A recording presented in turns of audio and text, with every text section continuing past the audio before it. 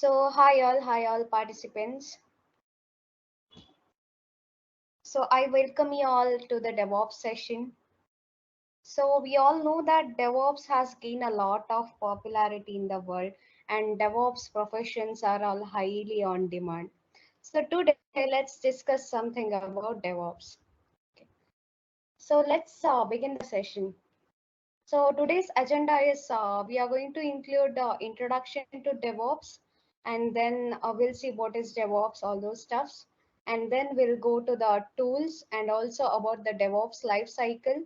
Also, then we'll go to the agile process, agile methodology. Also, we'll cover software development life cycle. So let's start. So in any tech company or any tech team, you will be having normally two teams. Okay, so one is to contribute a release of a software. So for the first team is called development team, and the second team is called as operation team. So now, what is this development team and what is this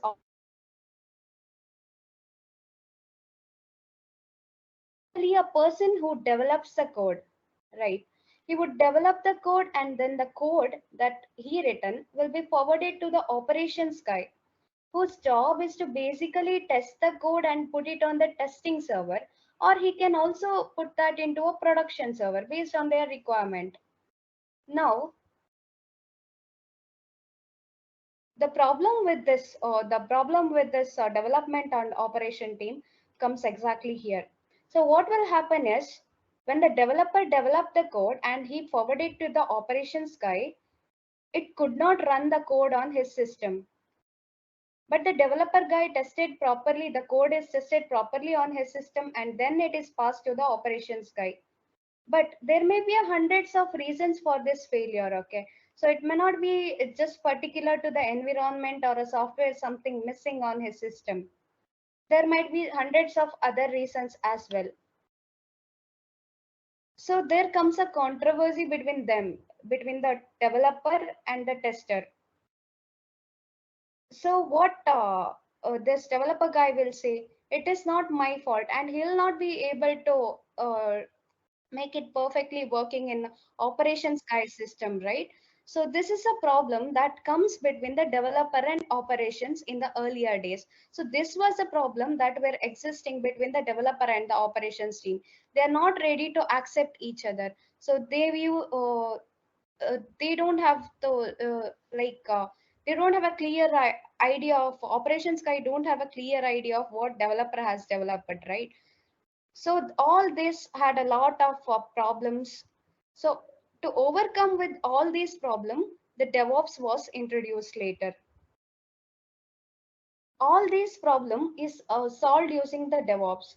So what is DevOps? DevOps is not an tool or a software application.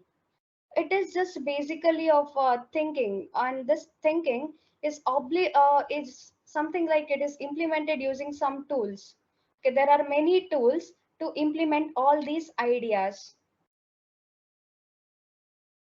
and it is a way of solving the problem that were faced between the development and the operations team. So DevOps is all about that.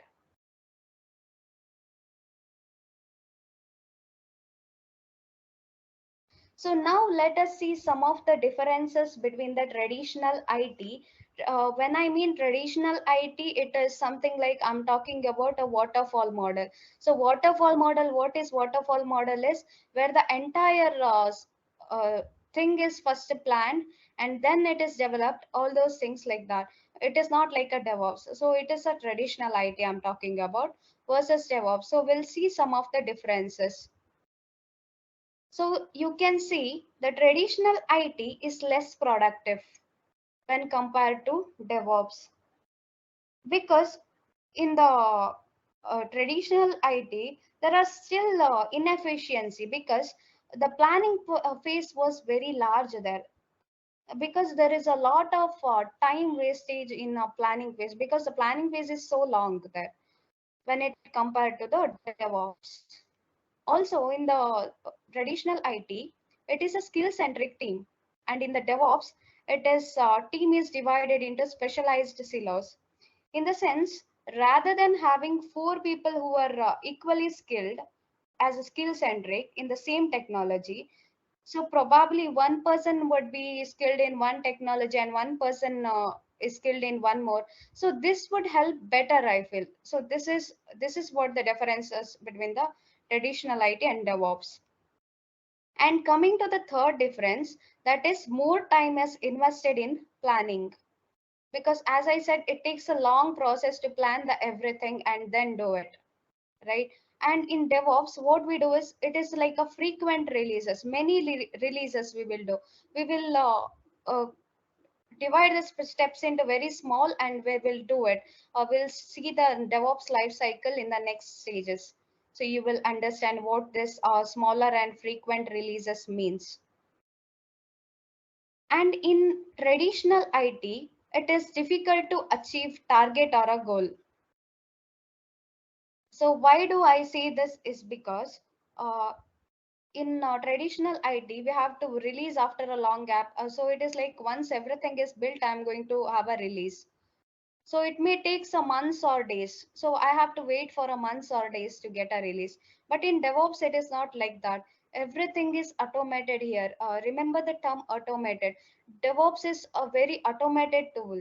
So it is like a frequent releases we can make. We can also release every day. So this continuous feedback, which makes target getting achieved very easily. So this is about the differences, that are some of the differences that are seen between the traditional IT versus DevOps.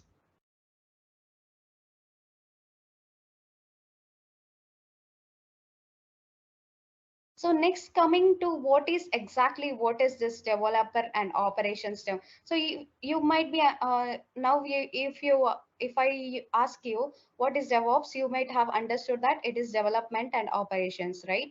So DevOps is like a software methodology, okay? So it is mainly for the collaboration purpose between the developer and the operations team. And also here in the DevOps, we use many tools for the automation purpose. We use many tools. That tools also we'll see in the coming slides.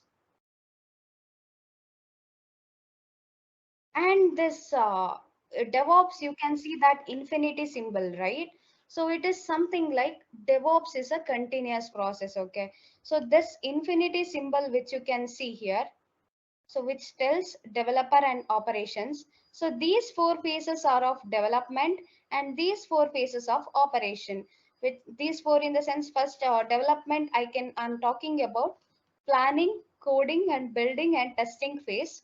Whereas in the operations, I'm talking about release, deploy, operate and monitoring phase. So we'll go phase by phase. So we'll see what is this planning phase. So first, you might be heard of requirement analysis, right? Also, we have to plan. Whatever we are going to develop, we have to plan. So that will be there in the planning phase. So that is done by the development team. And next, coming to the coding phase. So based on all the plans that are taken here, we have to code. So once this code is developed perfectly, and then we are going to build the code. You might have already knowing about the building the code as well. So and then all these codes are based on the requirements, right? So then it has to be tested. It has to be tested thoroughly. And then once it has tested, we will have a release. So in release, there are two types, okay? So one is called as internal release and one more is external release. So internal release, when I say it is an internal release, it is to my team or my organization. If I'm in a development team, it is just to my team. Okay. So when I say it is an external release, it is for the end user or customer, I can say. So this release is there. Once this is released to the internally or to the external release, then it is going to be deployed. It is the deployment will happen, and then the operate. This operate is just for like something like a traffic URL, how to handle the traffics in the system application that we have developed. So all this comes under operating part. And in the monitoring phase, This is one of the major part I can say, because we have to get wherever the application crashes, we need to know why did it crash. Also, we need to know the logs, where did it cause, and what is the time of it happened. So all these things need to be monitored here. So once we get any feedback from this monitoring phase, again we will go to the planning phase. So this process continues like this. And again, once we get some feedback after the monitoring phase, then we will go to the planning phase. And then again, we'll code, and if we have any modifications, we will code. Or if any new requirement is coming here, we will code again. And then we are going to build and test and release, deploy, operate, and monitor. So this is like a continuous process. So that's why that is a infinity. So that is the term called DevOps. So next, coming to DevOps life cycle. There are different stages involved in the DevOps life cycle. We'll see one by one. So first we'll see all the stages at once, and then we'll go through each of these stages one by one. So here you can see first is continuous development. So in this continuous development, so you can observe one thing here. So everywhere it is continuous. So why this continuous term? So it is because the thing is that once you developed your application, nothing is perfect. You have to again come back based on the requirement, and then you go back again, and go back to plan, code, build. Like once you have done everything and you come back again, this step continues until the new requirement comes up. So the market is changing, so we have to adapt the new changes as well, correct? So we have to go through this process. And here if you see, so the first phase is planning and coding. So it is called as continuous development, where we will develop the code. And next phase is building and testing. So this phase is to testing purpose, for the testing purpose. Also, you can see something called continuous integration in the middle. So this is one of the major phase here actually. It is all these things are connected by this continuous integration. Once you monitor, again come back and do this. All these things are connected by continuous integration. And you can see release and deploy. So this release and deploy is nothing but the continuous deployment. And operate and monitor comes under continuous monitoring. So we'll see these things with the actual working.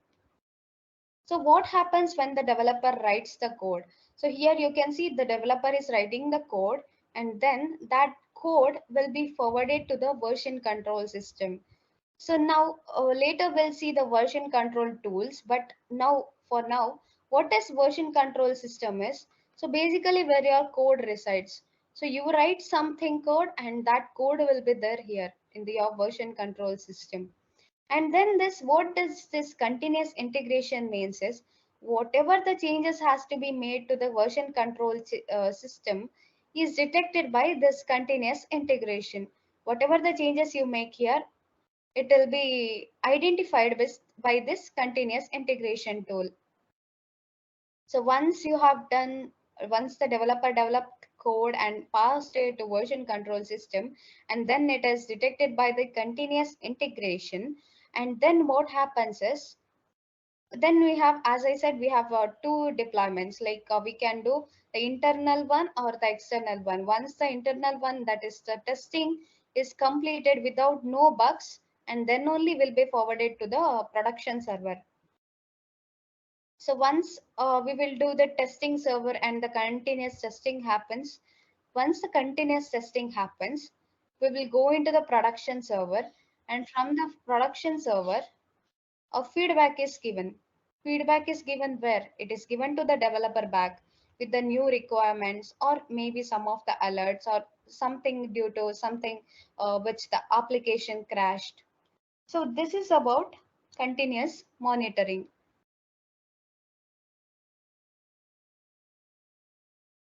This is a working of that. So now we'll see each each phase or a stage of a life cycle in detail. So continuous development. So you might have heard of CI/CD process, pipelines, all those steps. So all these are nothing but these terms. So continuous development. So this stage involves committing your code into version controls tools such as Git. So there are many other tools as well, but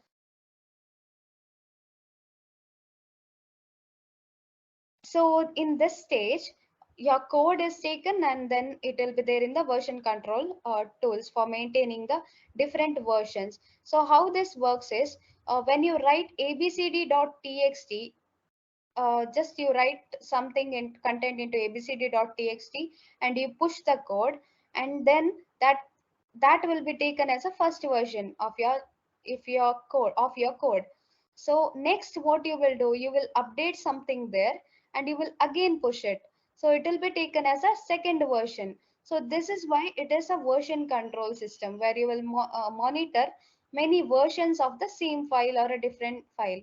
Also, this is so mainly for the collaboration purpose. When I say collaboration, if I'm a person who is working at A remote place and there is a person who is at B remote place working, so he's on working on different tasks and I'm working on a different task.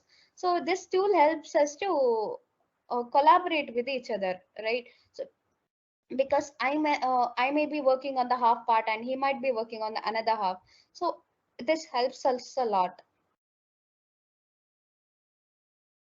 And next, coming to the continuous integration.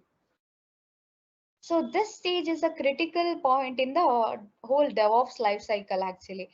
As I said, this is the stage where it integrates other DevOps lifecycle.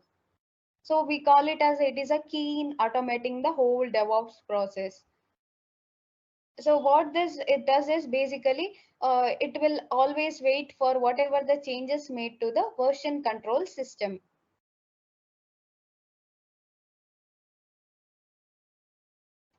And this is continuous deployment. In this stage, what happens is code is already built and the environment or the application is containerized. When I say containerized, your code is wrapped up into something called a container. So basically normal words how we say a container, right? So even this does the same thing. For example, I can give it as a Docker. So it just wraps up the code and keeps it on a desired server. So in this stage, it involves virtualization, containerization, and configuration management. We'll see the tools in the next step. And also we'll see the terms virtualization, containerization, and configuration management. So next step is continuous testing. This stage, it is for the automated testing of the application. So normally what happens is in normal scenario there will be test cases already written, so those test cases are executed here. So if there is any error that is produced, then the message is sent back to the integration tool. This tool in it notifies if there is an error. Also it notifies if it is also successfully completed. Okay, so basically this is entire thing is for a testing purpose. And continuous monitoring. This stage continuously monitors the deployed application for the bugs or crashes. Normally, when you are writing a code, you need to have the logs in it because you should know when the application crashes or something happens.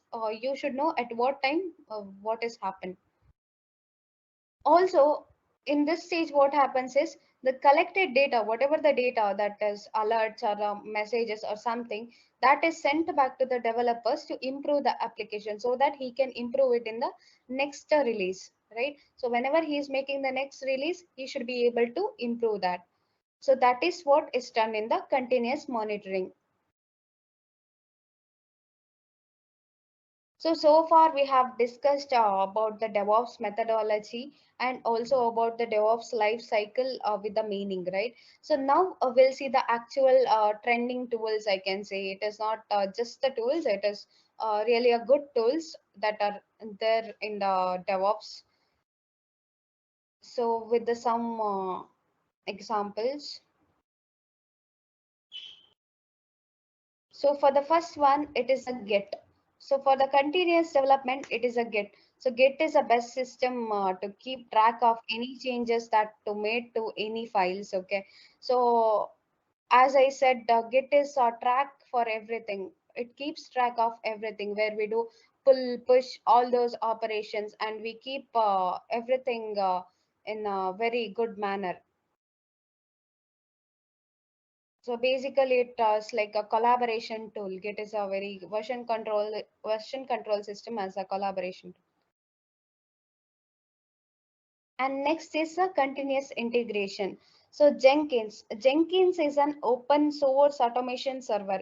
It is written in Java and also it is used even within the Azure. So this Jenkins helps to automate the non-human part of the software development process. As I said, this what this Jenkins will do is whatever the changes has to be made in the Git, that is identified by this Jenkins, and next it will be given into the continuous delivery for the deployment purpose. So here we will have three terms, that is virtualization, containerization, and configuration management. So this virtualization and containerization. So what does it means is, so we have something called a tool called Docker. You can see this is a symbol of a Docker. So this is a symbol of a Docker. So what does this Docker is do is, it acts like the same thing. Whatever is there in my system is there in other system as well. So it works that way, and it like the application is the code is wrapped and it is there in a container, and this container acts like same for everyone, but it has instances of instance is same but it is used everywhere. And the configuration management, when I say configuration management, why do I use configuration management is that, so the application is currently running on the container. Imagine that the application is currently running on the container. So to run the application, I need some software, maybe something like a Python. I may need some Python, or something like Apache server. I need some Apache server or something. So all these things are already configured there. So what my container will do is whenever and wherever and whenever it is required, it will use that. So for that, one major tool is Puppet or Ansels. We use it for that configuration management purpose. So this is about the deployment. So when we deploy into the container, we use the configuration from a Puppet or a Ansels.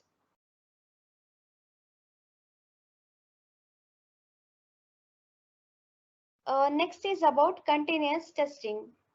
So continuous testing, you might have heard of Selenium. So Selenium is a portable software testing framework. It is an automated tool. Also, it is an open source tool. It is used for the automated tests carried out by the web browsers. So this is one of the testing tool, that is Selenium. So next thing is Nagios. So instead of Nagios, we also have it in Azure. We have something called Azure Monitor. So this Nagios is an also an open source DevOps tool which is used for the monitoring systems. It is also same thing. It alerts whenever there is a system, whenever some event user is logged in or logged out, at what time. All those things are captured by Nagios and will be sent as a feedback to the next cycle. Next cycle in the sense again the same cycle. So this is about the Nagios. So we'll see in diagram what happens where.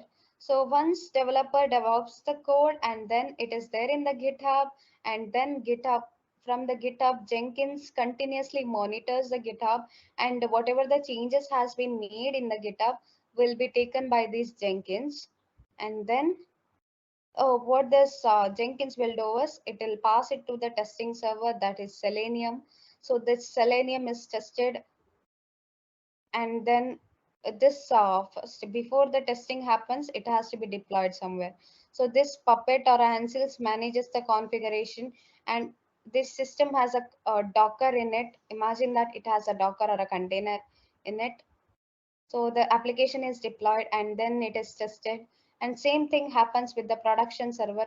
Once everything tested and fixed properly, and it goes to the production server, and from the production server, uh, we have Nagios for continuously monitoring purpose, which will monitor this production server, which will take every feedback or whatever is the whatever the logs or crashes or application crashes, something it will take that, and again the new requirement or something missing, that will be given to the developer, and developer should fix that, and this process is a continuous again. So these are some of the tools that is used in a DevOps. And there are many other tools as well.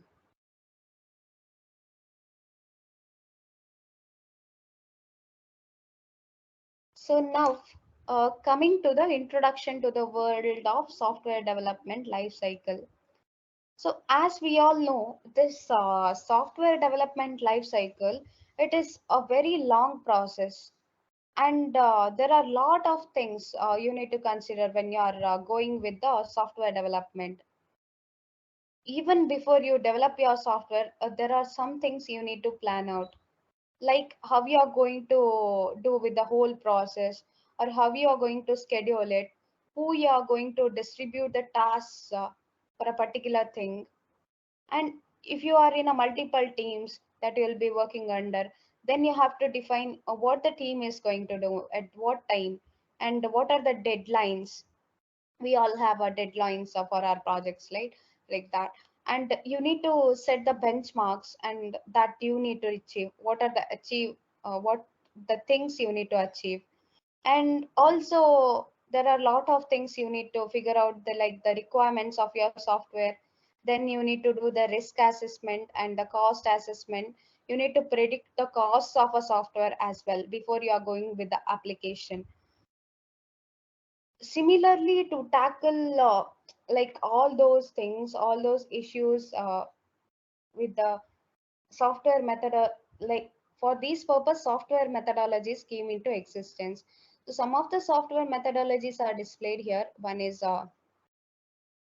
waterfall model, spiral model, agile model, scrum, and lean. So we have many other as well.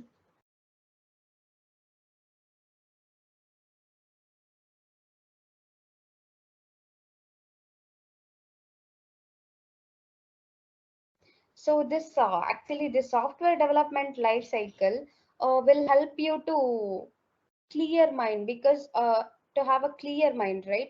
Because you have planned everything and you get a quality of product, unlike something doing something and getting something, right? So this is the one of the advantage of this following this software development life cycle methodologies. So now coming into what is DevOps. So DevOps is more of a development culture that focuses on producing a quality product as efficiently as possible. Okay. So in DevOps, as I said, we all discussed the meaning of DevOps. So DevOps is it is a philosophy of a software development. So you basically use this philosophy while you're working with your software, while you're producing your software. Your DevOps basically aims to promote better communication. Okay, so between the developer and operations team and other with the testing team. So you need to have a coordination between all the teams, in the sense you need to get a positive feedback from everyone in the team. It should not be something like you're working in the team alone, right? You should have a coordination between all of them. So that is why this DevOps helps in better communication, I can say. And if you see the benefits of DevOps, so the first benefit is it improves the deployment frequency. So when I see it improves the deployment frequency in the sense we take normally less time to release a software because we do a small steps and then release it, right? So that's why in DevOps we the deployment will be very fast, right? It is improved deployment frequency and achieves faster time to market. So what happens in other waterfall models, all those stuff is if you develop all this, if you develop the entire application and then in the end you release it, you may lose the market. There might be a fear of losing market, but here it won't be like that because you're ready to take the in the next step. You're ready to take the new requirement and then you're ready to develop and then you're ready to release. That's why it is like it achieves faster time to the market to go into the market. It is really quick. And one more thing is it improves mean time to recovery as we have smaller releases. So it is something like when your recovery time in the sense if there is some bug, if there is some bug that is failed at the end, so it takes a very small time to understand what happened and to fix that issue. Also it is because it is an automated process, it takes very less time. Also there is one more last benefit is it lowers the failures of rate of new releases. As you have many releases, it is like comparing the differences between the one release and the one more release will be very easier, right? Because you don't have to check the whole code and fix the bug. You'll just know where to make the code changes and you will just deploy it and you will just release it. So this should be working fine, this should be what happened, so all those stuff. So it is like it that's why it lowers the failure rate of new releases. So these are some of the benefits of DevOps. So now coming to one of the most famous methodology, I can say it is Agile. So you all might have heard of this Agile. So Agile basically it is focused on having multiple short-term development life cycle. Actually, the having a short-term life cycle, what is the benefit is it improves the quality of product and these life cycles are something like it when you receive feedback from the client side, you can really improve the quality of the product. So in Agile, what it basically does is, so once you develop everything and you take the feedback from the customers and again you start developing it. So it is a very good way of developing a product, I can say. So now we'll see the spiral process of Agile. So Agile follows one spiral process, okay? Entirely it follows this process. So where we will start from planning,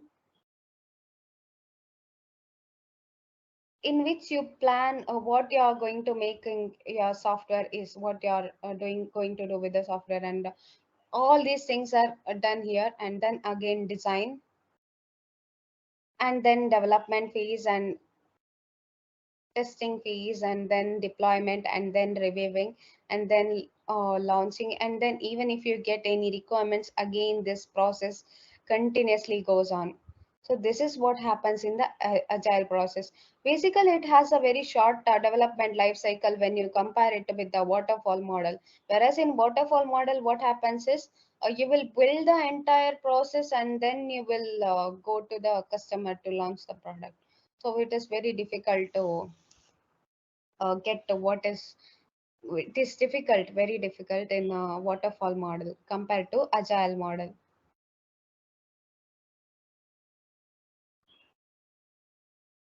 So, here one more advantage, as I said, we will take customer feedback every time in Agile. Whereas in DevOps, we won't take customer feedback. Other than that, what we do is our employees won't take some decisions and make it as working. That is one thing. And coming to the benefits of Agile methodology. So transparency. So when I say transparency, because the term transparency comes because the customer knows what you're going to develop, and the customer knows what is expected, and everything whatever customer is expected is given to them. So there is a transparency. And next is predictable costs and schedule. So when I say predictable cost, because it is a shorter development life cycle and the cost can be easily predicted, right? So that is why when I say predictable cost and schedule, and it is mainly timely manner. We have something like a two sprints, something like sprint planning, all those stuffs. So all these things are very scheduled. And one more thing is that it allows for a lot of change, because we know that market keeps on changing, right? And the need of market keeps on changing, and software that may be in need now or are relevant right now may not be relevant in the future. So this agile process, it allows for these changes to happen, it to adapt that changes into the market very quickly. And finally, it improves the quality of the product. So if you have a continuous feedback loop, you get to know what are the errors or the faults in your software, and you change them to make your product much better.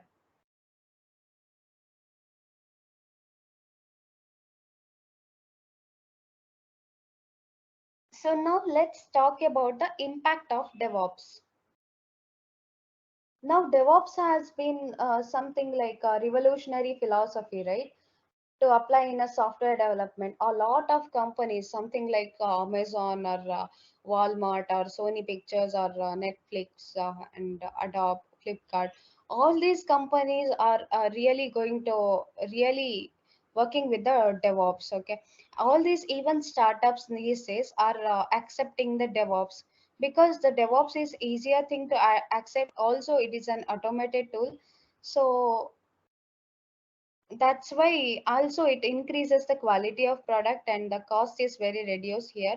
So that's why everyone are adopting the DevOps these days.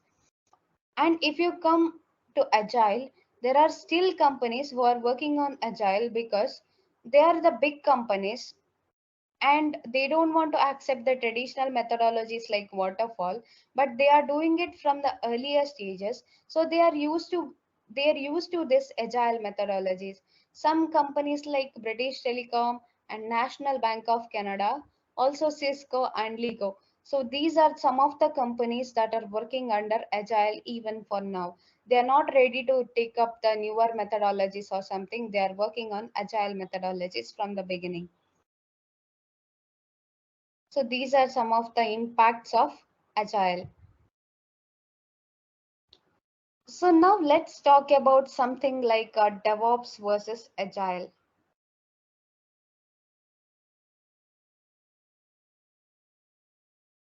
So first we'll see the meaning. So we'll see the meaning of DevOps as you all might be knowing. So now it is DevOps is like it is a cooperation between the dev and ops team. Dev is nothing but developer and ops is operation. And it is a automation of whole process. Everything is automated in DevOps. And in Agile, Agile is a set of customer collaboration. As I said, we take everything from the customer. We take every feedback from the customer and then we do the further process. Continuous interaction is allowed between the customer and the requirement phase. And the second thing is about the implementation. DevOps is like a more thought of. I said right. It is not an tool or a software application. It is just basically a thinking or a methodology that has to be followed. So that's why it does not have any frameworks involved.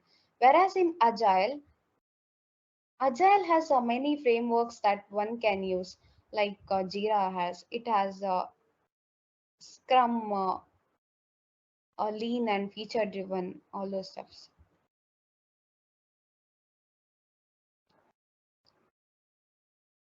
So next difference that we are going to see is about the teams. In DevOps, all of the members are trained equally on the same skill. In the Agile actually, the job is divided into different teams of different skills. So one disadvantage of having this one is in the Agile, it is like all the teams, right, all the team members start blaming each other if something doesn't work fine, because you will have many different teams and you will start blaming with each other. That didn't work fine, this didn't work fine, testing is not fine, development is not fine. So all this comes into picture when it comes to Agile. But when in DevOps, right, in DevOps, what happens is they will have an organizational goal. So we are all working on under same organization, and we are all having same goal because we are all equally skilled, right? So that's why in this case, DevOps team is better. And next, coming to emphasis. DevOps focuses on having automating the whole process and delivering a understanding environment. So here everything is automated, so we don't have to much worry about the things here. But here in Agile, we have to deliver the product based on the relevant feedback. So whatever the feedback is there, we have to take it and we have to deliver the product on the next side.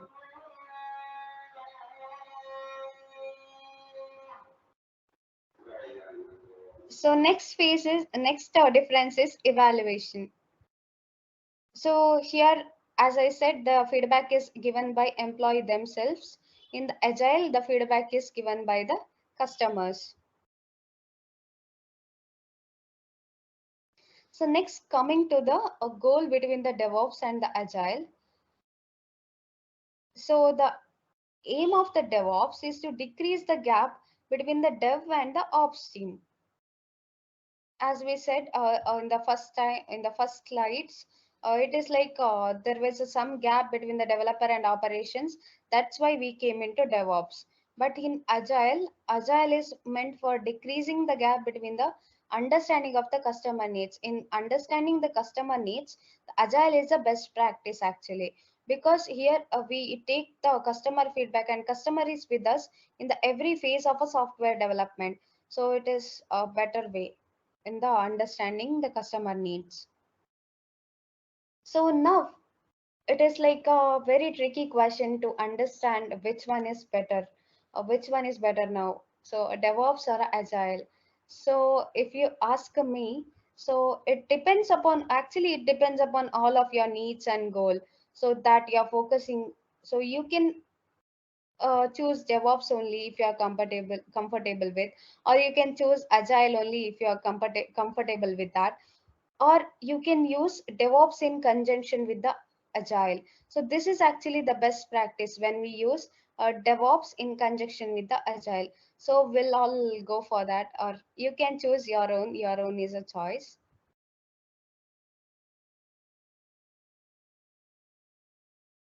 So if you have any questions, you can ask me, or if you have any questions, you can paste it in. You can post it in this site, this forum Skillhouse site.